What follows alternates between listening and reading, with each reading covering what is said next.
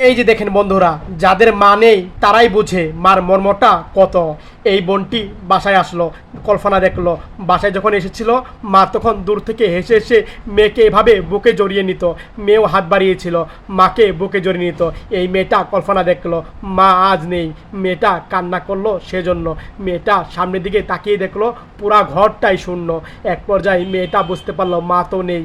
আর মেয়েটা তখন সামনে রুমের দিকে এগিয়ে এগিয়ে যাচ্ছিল কান্না করে। আর তখন পাকঘরের দিকে তাকালো। আর তখন পাকঘরে যখন মা ছিল তখন কত সুন্দর করে চা বানিয়ে আনন্দ করে মাঝি এভাবে খাবার খেয়েছিল। কত আনন্দ দিনগুলো কেটেছিল। আজ মা নেই। এই মেয়েটা এই কল্পনা দেখে আর কান্না করছিল।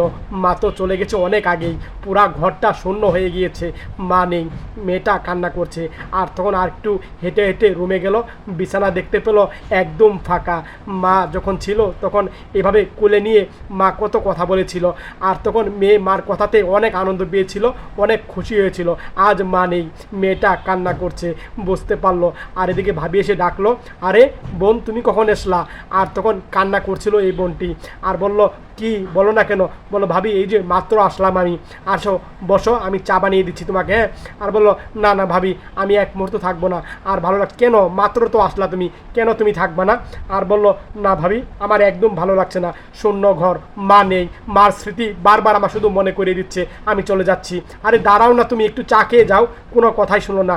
কান্না করতে করতে এই বোনটি চলে গেল বাড়ি থেকে। ভালো লাগলো।